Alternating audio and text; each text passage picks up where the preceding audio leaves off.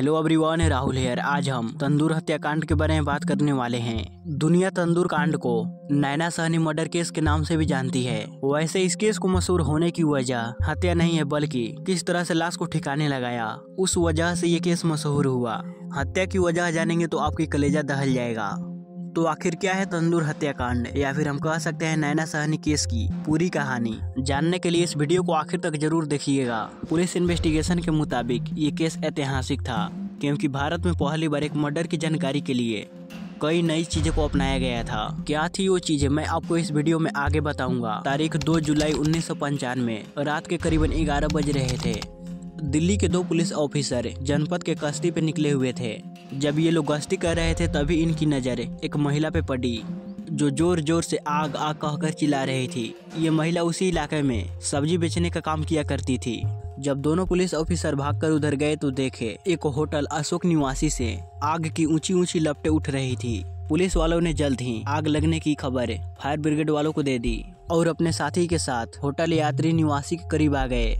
करीब आकर मालूम पड़ा कि ये आग की लपटें बगिया बारबेक्यू रेस्टोरेंट से आ रही है। जैसे ही पुलिस वाले रेस्टोरेंट के करीब पहुंचे तो वहां पे होटल का मैनेजर केशव कुमार मौजूद है। आग के बारे में पूछे जाने पे केशव ने बताया कि रेस्टोरेंट में पुराने पोस्टर पड़े थे, उन्हें ही जलाया जा रहा है। पुलिस वाले इस बात से संतुष्ट नहीं होते, वो अंदर जाने की कोशिश करते हैं, मगर केशव कुमार उन्हें बाहर ही रोके रखने की पूरी कोशिश करता है। अब पुलिस वालों को लगने लगता है कि जरूर दाल में कुछ काला है। थोड़ी देर के लिए पुलिस वाले तो यहाँ से हट जाते हैं, मगर कांस्टेबल पीछे चला जाता है और वहां से एक दीवार को फांद कर और रेस्टोरेंट के अंदर चला आता है।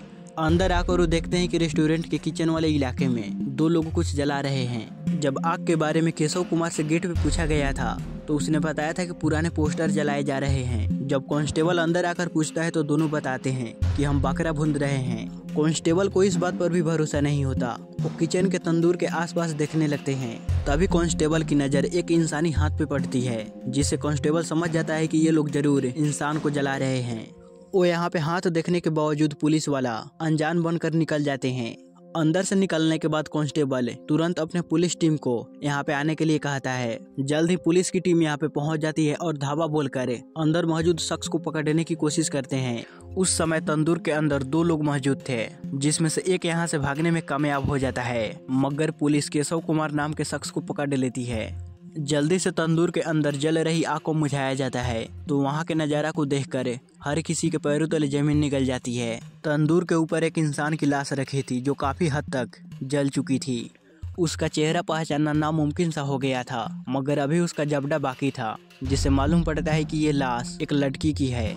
अब पुलिस गिरफ्तार हुए केशव कुमार से पूछताछ करना शुरू करती है, तो यहाँ पे हिला देने वाली सच्चाई हम लोगों के सामने आती है। केशव कुमार बताता है कि मैं बगिया रेस्टोरेंट का मैनेजर हूँ, जबकि तंदूर पे जिसकी लाश पड़ी हुई है वो इस होटल के मालिक सुशील शर्मा की पत्नी नैना सहनी है। जब पुलिस फरार हुए दूसरे शख्स के बारे में पूछती है तो केशव बताता है कि भागा हुआ शख्स कोई और नहीं, सुशील शर्मा ही था। जब सुशील शर्मा के बारे में छानबीन किया जाता है तो मालूम पड़ता है सुशील शर्मा कोई मामूली आदमी नहीं है, बल्कि दिल्ली की राजनीतिक में उभरता हुआ एक बड़ा चेहरा है। दरअसल सुशील शर्मा कांग्रेस पार्टी से जुड़ा हुआ था और यूथ कांग्रेस का अध्यक्ष भी था।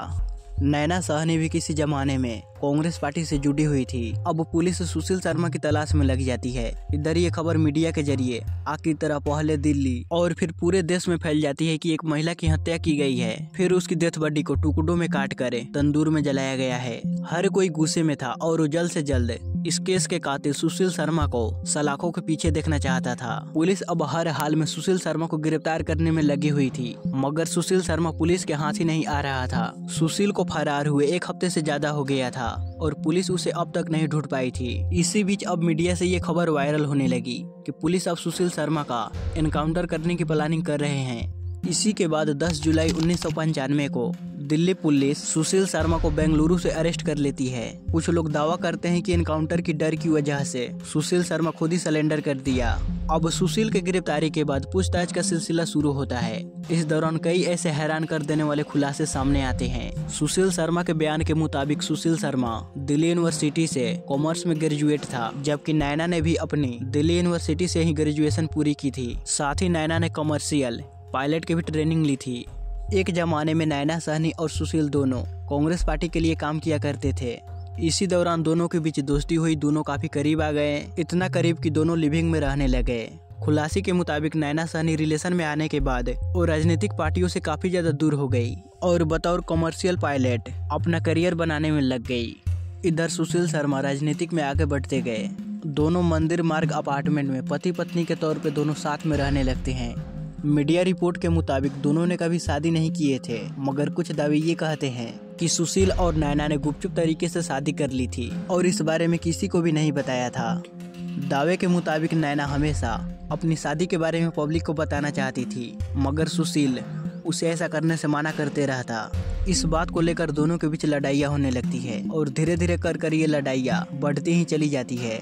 इस लड़ाई का असर ये होता है कि नैना सहनी का मोह सुशील शर्मा से हटने लगता है और नैना अपने पुराने क्लासमेट और कांग्रेस के ही पूर्व कार्यकर्ता मतलूब करीम नाम के शख्स के करीब आने लगती है। नैना मतलूब की मदद से सुशील के रिश्ते को हमेशा के लिए तोड़कर विदेश जाकर एक पायलट बनने की कोशिश में लग जाती है, मगर ये बात सुशील शर्मा को पसंद नहीं आती। उसे ये भी मालूम पड़ जाता है कि नैना मतलब करीम के साथ रहने लगी है। इस बात को लेकर दोनों के बीच अब लड़ाइयाँ हर दिन होने लगती है। अब इन्हीं सारी लड़ाइयों को लेकर नैना और सुशील की जिंदगी चल रही थी, मगर 2 जुलाई 1995 की रात सब कुछ हमेशा हमेशा के लिए बदल जाता है। जब रात के समय सुशील अपना काम खत्म करे फ्लैट पे आता है तो वो देखता है कि नैना के एक हाथ में बिस्की का गिलास है और वो फोन पे किसी से बात कर रही है। सुशील को देखते ही उसकी तरफ गिलास बढ़ाती है, मगर वो गिलास लेने से मना कर देता है। पूछता है कि तुम किससे बातें कर रही हो, तो नैना कहती है कि मैं अपने परिवार में किसी से बातें कर रही हूँ। इतना कहने के बाद नैना फोन रखकर दूसरे कमरे में चली जाती है। नैना के जाते ही सुशील फोन के पास आता है और तुरंत नंबर को रीडायल करता है। दूसरी तरफ फोन की घंटी बजते ही उधर एक इंसान कॉल उठाता है और हेलो बोलता है। हेलो कहते ही सुशील फोन रख देता है। अब सुशील को मालूम पड़ चुका था कि नैना मतलब करीम के साथ कुछ ज्यादा ही समय बिता रही है, इसलिए वो नैना को फोन पे बात करते हुए देख उसे लगता है कि नैना अभी भी मतलब करीम से ही बातें कर रही है। इसलिए नैना के दूसरे कमरे में जाते ही सुशील ने उस नंबर पे दोबारा से कॉल किया और उधर से हेलो बोलते ही सुशील ने फोन इसलिए कट कर दिया था क्योंकि उधर हेलो जो बोला था वो मतलब करीम था। अब इस बात को लेकर नैना सहनी और सुशील शर्मा के बीच काफी लड़ाई झगड़े होते हैं। आमतौर पे कहा जाता है कि इसी झगड़े के बाद सुशील शर्मा ने नैना को गोली मार दी थी, मगर ऐसा नहीं हुआ था। लड़ाई झगड़े के बाद सुशील शर्मा बालकनी में चला जाता है। सुशील शर्मा के बयान के मुताबिक इस लड़ाई झगड़े के बाद दोनों थोड़ी देर के लिए शांत रहते हैं, मगर थोड़ी देर बाद नैना कहती है कि मैं आत्महत्या करने जा रही हूँ। कथित तौर पे नैना एक सुसाइड नोट भी लिखती है। इसके थोड़े ही देर बाद सुशील शर्मा को गोली चलने की आवाज आती है। जब वो भागते हुए कमरे में जाता है तो देखता है कि नैना के हाथ में उसकी लाइसेंसी बंदूक है। गोली चली जरूर थी, मगर ये गोली नैना को नहीं लगी थी, वो सही सलामत थी। सुशील शर्मा को देखते ही नैना सहनी कहती है कि मैं अपनी जिंदगी खत्म कर लूंगी। सुशील शर्मा उसे काफी ज्यादा समझाता है और उसकी हाथों से वो बंदूक ले लेता है। यहाँ पे दोनों खामोश हो जाते तो शायद ये बात यहीं पे खत्म हो जाती। यहाँ पे बात खत्म होने की जगह नैना और सुशील शर्मा के बीच फिर से लड़ाई झगड़े शुरू हो जाते हैं। इस बार बात इतना ज्यादा बढ़ जाती है कि सुशील शर्मा नैना की तरफ बंदूक तान कर उसके ऊपर गोली चला देता है। पहली गोली नैना को पार कर एसी से टकरा जाती है। अभी नैना कुछ समझ पाती तब तक सुशील शर्मा दूसरी भी गोली दाग देता है।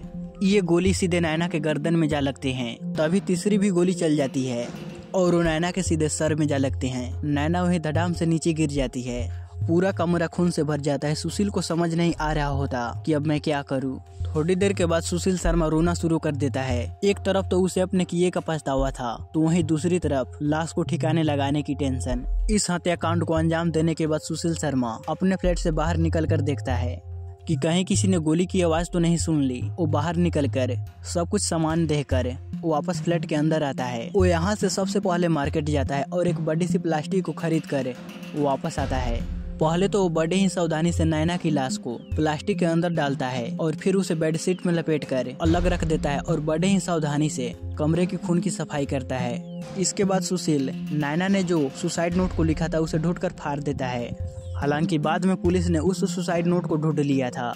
सुसाइड नोट के लास्ट में लिखा था कि मेरी इच्छा है कि मेरी अंतिम संस्कार सुशील ही करे। खैर, अब पूरे खून की साफ सफाई करने के बाद सुशील अपनी गाड़ी को अपने दरवाजे के करीब लाकर खड़ा करता है। इसके बाद वो नैना की लाश को उठाने की कोशिश करता है, मगर वजनी लाश की वजह से वो नैना की लाश को नहीं उठा पाता। अब वो किसी भी तरह कर लाश को घसीटते हुए अपने गाड़ी के पास लाता है और कैसे तैसे कर अपने कार की डिक्की में डालकर वहाँ से निकल जाता है। लाश को लेकर तो सुशील निकल तो गया था, मगर उसे समझ नहीं आ रहा था कि अब आगे क्या किया जाए। इसी के बाद वो कार को लेकर इधर उधर चक्कर काटता है। तभी उसके दिमाग में एक आइडिया आता है कि उन लाश को नदी में फेंक दिया जाए। इसके बाद वो लाश को लेकर दिल्ली के ITO पुल के पास चला जाता है। प्लान था कि वो पुल से लाश को नीचे फेंक देगा, मगर जब वो वहाँ पे गया तो देखा कि पुल पे काफी ज्यादा चहल पहल है। अब इतनी चहल पहल के बीच अगर वो गाड़ी से लाश को निकालता तो पकड़ा जाता, इसलिए वो लाश को नदी में फेंकने की जगह अब दूसरे तरह से लाश को ठिकाने लगाने की प्लानिंग में लग जाता है और वो सीधे अपनी गाड़ी को लेकर बगिया रेस्टोरेंट में चला जाता है। जिस समय सुशील शर्मा रेस्टोरेंट गया था तो उस समय रेस्टोरेंट में काफी ज्यादा भीड़ थी, काफी मात्रा में लोग वहाँ पे खाना खा रहे थे। सुशील अपनी गाड़ी को रेस्टोरेंट के बाहर खड़ा करता है और अपने मैनेजर केशव कुमार को अपने पास बुलाता है। उसे कहता है कि जितनी जल्दी हो सके उतनी जल्दी तुम रेस्टोरेंट को खाली करवाओ। जो ग्राहक बैठे हुए हैं उन्हें कह दो कि खाना खत्म हो गया है और जितने भी स्टाफ है उन्हें बाहर खाना खाने के लिए भेज दो। इस पर केशव कुमार कहता है कि रेस्टोरेंट के अंदर काफी मात्रा में खाना बचा हुआ है, काफी सारे लोग खा सकते हैं। तो सुशील शर्मा कहता है कि मैंने जो कहा तुम वो करो। अब सुशील की बातें सुनने के बाद केशव कुमार रेस्टोरेंट को खाली करवाने में लग जाता है। जल्दी जल्दी से कस्टमर को यहाँ से भेज दिया जाता है। स्टाफ को 25-25 रुपए देकर बाहर खाना खाने के लिए भेज दिया जाता है। अब रेस्टोरेंट में सुशील शर्मा और केशव कुमार ही बचे हुए थे। अब सुशील केशव कुमार को बताता है कि मुझसे बहुत बड़ी गलती हो गई है, मेरे हाथों मेरी पत्नी की जान चली गई, मुझे उसकी लाश को ठिकाने लगाना है, उसमें मुझे तुम्हारी मदद चाहिए। पहले तो केशव कुमार सुशील का साथ देने से मना कर देता है, मगर कैसे तैसे कर सुशील शर्मा केशव को अपना साथ देने के लिए मना लेता है। इसी के बाद यहाँ पे एक खौफनाक खेल की शुरुआत होती है। अभी अभी रेस्टोरेंट में तंदूरी रोटी बनी थी और तंदूर अभी भी जल ही रहा था। ये दोनों बड़े ही सावधानी से नैना की डेथ बॉडी को कार से उतार कर लाते हैं और तंदूर के ऊपर रख देते हैं। लाश उसी तरह पड़ी रहती है क्योंकि तंदूर की मामूली आग उसे जला नहीं पा रही थी। इसके बाद सुशील अंदर पड़े रद्दी पेपर को तंदूर में लाकर डालने के लिए कहता है ताकि आग को और भी ज्यादा बढ़ा सके। इसी के बाद केशव कुमार अंदर जाता है और रद्दी पेपर को लाकर तंदूर के अंदर डालता है। इस वजह से आग थोड़ी बढ़ जाती है और शव जलना शुरू हो जाती है, मगर ये आग उतनी तेज नहीं थी जिससे नैना की शरीर पूरी तरह से जल जाए। जब आग धीमी पड़ जाती है तो सुशील केशव को किचन में रखे बटर को लाने के लिए भेजता है। अब तंदूर में जैसे ही बटर का पैकेट डाला जाता है तो आग भड़क जाती है। अब एक के बाद एक 4 बटर के पैकेट डाले जाते हैं और लाश बड़ी ही आसानी से जलने लगती है। अब आग को और भी ज्यादा भड़काने के लिए रद्दी पेपर के साथ साथ बटर के और भी सारे पैकेट्स डाले जाते हैं। इन दोनों का प्लान कामयाब होने लगता है। नैना का शव धीरे धीरे जलकर खत्म भी होने लगता है। इन सब के बीच इनका ध्यान नहीं रहता कि आग कितनी ज्यादा बढ़ गई है कि आग के लपटे रेस्टोरेंट से बाहर भी जा रहे हैं। उन आग के लपटों पे एक औरत की नजर पड़ती है और वो जाकर इस बारे में कांस्टेबल को बताती है और फिर इस पूरे मामले का खुलासा होता है। सुशील शर्मा के बयान के मुताबिक पुलिस के वहां आते ही वो वहां से भागकर दिल्ली के गुजरात भवन में अपने एक IAS दोस्त के पास चला जाता है। वो अपने इस दोस्त को बिना कुछ बताए बहाने कर यहाँ पे रात भर रुकता है और फिर अगले ही दिन जयपुर के लिए निकल जाता है। जयपुर से वो भागकर मुंबई जाता है। वहाँ से वो तिरुपति बालाजी मंदिर जाता है जहाँ पर वो अपना सर मुड़वाता है। यहाँ से अब वो चेन्नई जाता है। पुलिस को कहीं से खबर मिलती है कि सुशील चेन्नई में है। पुलिस की एक टीम चेन्नई जाती है, मगर सुशील शर्मा वहाँ से भागकर बेंगलुरु चला जाता है। पुलिस भी उसके पीछे पीछे बेंगलुरु आती है और फाइनली 10 जुलाई 1995 को सुशील शर्मा को गिरफ्तार कर लिया जाता है। 10 जुलाई को गिरफ्तारी के बाद दिल्ली डिस्ट्रिक्ट कोर्ट द्वारा सुशील शर्मा को 12 जुलाई 1995 को 10 दिनों के लिए पुलिस रिमांड में भेज दिया जाता है। पुलिस इस केस की जांच इतनी तेजी से कर रही थी, इस बात का अंदाजा आप इससे लगा सकते हैं कि कुछ दिनों के अंदर यानी कि 27 जुलाई 1995 को ही दिल्ली पुलिस इस मामले में चार्जशीट फाइल कर देती है।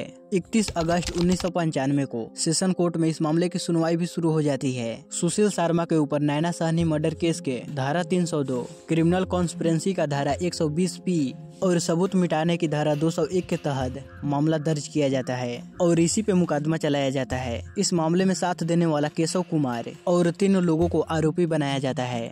अब कई महीनों तक इस केस की सुनवाई चलती रहती है। 2001 में इस केस में एक ऐसा भी मोड़ आता है जब एक के बाद एक कई वकील सुशील शर्मा की केस को लड़ने से मना कर देते हैं और उस समय तक सुशील बिना वकील के रहता है। इस केस का जल्दी से फैसला देने के लिए डे टू डे इस केस की सुनवाई चलती रहती है। अब पूरी सुनवाई के बाद आखिरकार 3 नवंबर 2003 को सुशील कुमार को नैना साहनी की हत्या का दोषी करार दे दिया जाता है। इस मामले में केशव कुमार को भी दोषी ठहराया जाता है। बाकी 3 लोगों को बरी कर दिया जाता है। 7 नवंबर 2003 को डिस्ट्रिक्ट कोर्ट द्वारा फैसला सुनाते हुए सुशील शर्मा को मौत की सजा सुनाई जाती है, जबकि केशव कुमार को 7 साल की कारावास की सजा सुनाई जाती है। निचली अदालत द्वारा दिए गए फैसले को दिसंबर 2003 में सुशील शर्मा दिल्ली हाईकोर्ट में अपील करता है। अगस्त 2006 से दिल्ली हाईकोर्ट में इस केस की सुनवाई शुरू होती है। लगातार सुनवाई के बाद 19 फरवरी 2007 को दिल्ली हाईकोर्ट भी सुशील शर्मा को दी गई फांसी को बरकरार रखती है। जब हाई कोर्ट से भी सुशील शर्मा को राहत नहीं मिलती है तो वो 2007 में सुप्रीम कोर्ट में अपील करता है। फाइनली 2007 में सुप्रीम कोर्ट फांसी की सजा को उम्र कैद की सजा में बदल देती है। इस सजा के बाद सुशील शर्मा अपनी आगे की जिंदगी तिहाड़ जेल में गुजारता है, जबकि शव को जलाने में साथ देने वाला केशव कुमार 7 साल की सजा काटकर जेल से बाहर आ जाता है। आपको जानकर हैरानी होगी कि सुशील शर्मा जेल में अपनी पत्नी की सजा काटने के दौरान एक पुजारी के तौर पे काम किया करता था। सुशील शर्मा उस दौर का एकलौता कैदी था जिसे 20 सालों में एक भी दिन के लिए पैरोल नहीं मिली थी, मतलब कि वो एक भी दिन के लिए जेल से बाहर नहीं आया था। जब वो जेल में 21 साल बिता लेता है तो फाइनली 2015 में पहली बार उसे कुछ दिनों के लिए पैरोल दी जाती है। जब सुशील शर्मा जेल में 23 साल की सजा काट लेता है तो सुप्रीम कोर्ट के द्वारा सुशील शर्मा को अच्छे व्यवहार के कारण 2018 में रिहा कर दिया जाता है। अब सुशील शर्मा जेल से आजाद अपनी जिंदगी बिता रहा है। इस केस में हमें कई ऐसी नई चीजें देखने को मिली। इस केस में मर्डर का वेरिफिकेशन करने के लिए डीएनए सैंपल का सहारा लिया गया। पुलिस ने पहली बार रिकॉर्ड टाइम में चार्जशीट को फाइल की थी। इस केस के शुरुआत में ये कहा गया था कि नैना साहनी की शव को काटकर टुकड़ों में तंदूर में जलाया गया था, मगर जांच में सामने आया कि शव को टुकड़ों में नहीं काटा गया था। लाश को ठिकाने लगाने के लिए सुशील ने जो तरीका अपनाया था वो रूह कपा देने वाला था। गाइस, इस पूरे केस के बारे में आप लोगों की क्या राय है कमेंट बॉक्स में जरूर बताइएगा। तब तक के लिए take care, bye bye, see you soon. मिलते हैं अगली वीडियो में।